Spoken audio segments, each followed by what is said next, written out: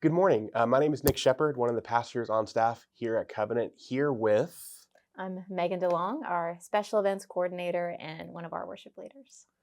Uh, Thank you so much for joining us for our service today. We wanted to invite you in to Meg's experience with what we've been talking about over the last month. We've got some folks in main service kind of talking through some more sensitive things, but so we wanted to offer this moment to you guys, specifically our online audience. So, you ready to roll? Let's do it. Okay. So as we're diving into this idea of wholeheartedness, what woke you up to your need to step into this process? So it was slow. Mhm. And I found that I started noticing I was telling people things and believing things for other people that I didn't believe for myself anymore. Wow. So I was telling people, many of you guys know that prayer is my thing. I love to pray. And I'm always encouraging people to speak bold, honest prayers. The Lord already knows, Mhm. it creates a spirit of intimacy with you and God. Pray, tell him everything. And I found that I wasn't doing that. Yeah. Slowly, I realized I'm keeping things back from God Mm. because I just assumed that, or I started to develop this sense that, well, he's going to do what he's going to do. So it doesn't really matter what I ask for. It doesn't really matter what I want. Yeah. I just want to be a good soldier for the Lord. Which is hard, right? Because that can start from this place of God is in control, he's got it, but it Right. shifts into this area of that intimacy with me and him isn't of substance. Absolutely. And it breeds this like mistrust with Mm. the Lord that all of a sudden, when you stop asking the Lord for things or start guarding the information, how much you share with God, Yeah. even though he already knows, it's that double-edged sword. He already knows. But when you stop making the choice to be open with God, Mm. that's a sign of mistrust. Something has happened, something has broken, Yeah. where I don't really believe in my heart of hearts that God is good or trustworthy or cares about my life in the way that I wish he did. And like I said, it was slow. It was a long process. But realizing that, hearing myself say things to people that I really did believe were true, but I was having difficulty acting on in my own journey of faith, Yeah. was a light bulb. So with that light bulb, that was your kind of moment of I can't, to use the language we've been using, I can't live half-heartedly at this point. Like Exactly. these things aren't lining up; they need to line up, Exactly. right? So you stepped into a discipleship process, small group with Pastor Bobby. You guys started working through the wholehearted material. So as you've walked this path, what have you had to start letting go of? Is it control, fear, shame, image? Like, what has this required you to put down? Oh boy, a lot of things. Yeah. The number one, like, obvious answer for me is control. The illusion of control, I guess Uh we should say. I never had it. I just pretended that I did. Yeah.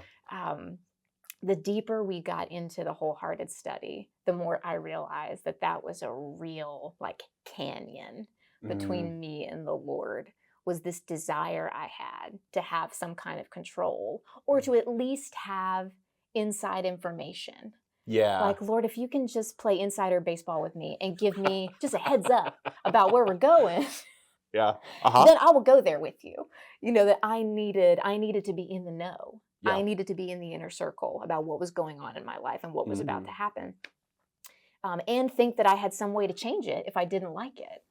So all of these desires were all connected to control. yeah. But the reason that I desire control is because, if you pull that thread a little harder, Yeah. is because I was afraid. Mm, How am I going to handle what comes my way? mm, What if the Lord touches something that is precious to me, like my family or my work here at Covenant, my people here at Covenant, or or myself. What if I get sick, or there are all these sensitive issues that I realized were off limits to God. Yeah. I'll be fine as long as you don't touch any of these Uh-huh. things. Um, Like a little stuffed animal. Like exactly. mine. Or you just got to give me a heads up so I can prepare Yeah. that this is Uh-huh. coming, and I can show Yeah. up for you in the way I think I'm supposed to. So control, very closely connected to fear, were things that I had to let go of. Yeah. And it was not comfortable, and it was not very willing at the beginning. It very much felt like my fingers were being pried off those things.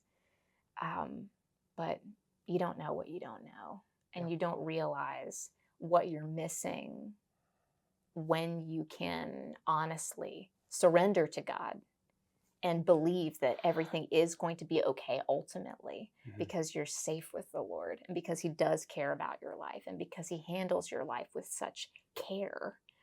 He's not just tossing your life around like it doesn't matter, like you're just a cog in his machine. Yeah. You're his kid. He's very careful with your life. And Wholehearted, that discipleship study was really how I went from knowing that to believing that is true. So that's what you've had to put down. As you've walked this path, what has come alive in you? What has changed as you started living wholeheartedly in your connection with God, your connection with others, and in your role here at the church? I mean, first it is that there is no arrival. Things are still, this is real time, people. It is, things are changing, I hope. But there's this quote from Saint Seraphim. I heard it from John Mark Comer, who I know you love also. Yes. Okay. She's a Russian saint, I believe. Saint Seraphim of Savor. And she says, when you pursue the path of peace, 1,000 people around you become free.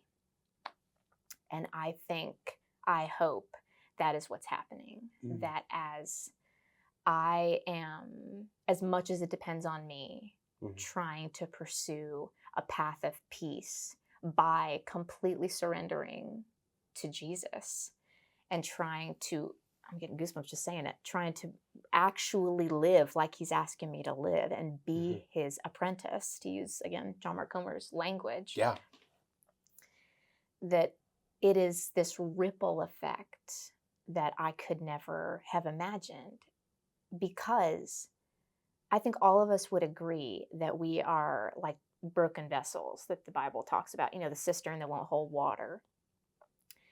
So when difficulty comes, like whatever is on the inside of the cistern leaks out the cracks. So my desire now is that what leaks out is peace. Yeah. That it doesn't matter if something happens that is difficult to these people I love, or to these off limits things that I had, just a few months ago even. Yeah.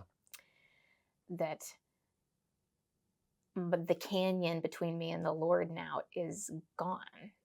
There is perfect union. And there always was. It turns out the canyon was not real. It was self-imposed. Yeah. We were always in perfect union, because that's what it is to have the Holy Spirit in you, is to have perfect union with Jesus. So coming to actually believe that was true, realizing that it is safe to trust God. You are safe with Jesus. It is harder to get worked up for too long about the difficulties of life. Yeah. Do I still get worked up? 100% yes. Yeah, you're human. I'm in the middle of some things that I've gotten very worked up about over the past couple of weeks, just today.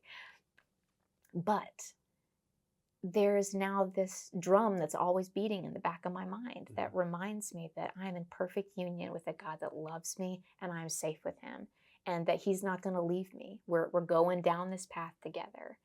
And so peace is always right on the heels of whatever other big emotions I'm having, whether it's worry or fear or anxiety or the desire to fall back into control because that's so comfortable to try to just manage things on my own. Yeah. So I hope that what is happening is that as I am trying to let go of those things and really pursue the path of peace, that somehow that is touching other people and somehow that is leaking out, and other people are encouraged that it is safe to pursue a path of peace with Jesus. So you are feeling more free to be Meg, not behind the mask of I need to be in control, not behind, call it the pose, whatever you will. But what comes out of this process is you're just free to be the person God made you to be. What would you say to someone who is still sitting on the sideline, somebody who may feel unseen, unsure, unworthy? What's Meg's honest, wholehearted longing for that person? I think all of us have things in our lives that we can point to and say, I have a reason to be afraid. This thing happened to me. I have a reason to be mistrustful. This thing happened to me. I have a reason to be standoffish, to be hesitant, to be guarded with my finances, to hold everyone at arm's length. Fill in the blank. I have a reason to feel the way I feel because this thing happened to me in my life. And I would also say to that is completely valid. Most of us, all of us, I'm going to go out on a limb and say all of us, have experienced things that have caused us to say, I'm not going to do that. I'm not going to get any closer to God. And we have a right to feel that way because life is hard. However, I would say, is that what you want, though? You have every reason, most of us do, to keep God at arm's length. But is that what you actually want? To be at arm's length from God, from the only being in the universe who could help, from the only entity who knows you better than you do, from the only person who has sacrificed over and over again for you, who the only person who it doesn't matter what you do does not determine what he does. He is completely outside of our scope in that way. So it is valid for you to feel nervous or hesitant to get closer to God, to step into a discipleship program like this. But I would just get real honest with yourself about, but is that what I want? Is to always feel this distance, is to always be guarded. Somebody has to go first, and I'm happy and honored to get to tell you that Jesus did. He went first. Yeah. You can now respond in safety and in kind because he went first to show you that he was willing to go to death for you to help close the gap, that you don't have to protect yourself from him. So that's what I would say. Yeah. I hope that isn't too harsh of a question. But that was what I had to look into my own eyes in the mirror and say, Is this what you want? Is this how you want to live? I understand it, but is it what you want? Because the ways that we try to protect ourselves typically wind up sabotaging the things we actually care about and actually desire. Bingo. Right. I've seen that time and time again in my own life too. Hey, thank you. Thank you for being willing to share your heart with our family here, our folks online who are part of our church family. Thank you for joining us. If you have any interest in what joining up with this looks like, send an email to Pastor Bobby at covenantdothan.org. I'm sure she would love to get you connected with one of these new wholehearted living groups that's forming up. But also just feel free to contact me or Meg or anybody who has some experience with this. We'd love to kind of do this on a more individual level. So, absolutely. thank you so much for your time. Have a blessed day.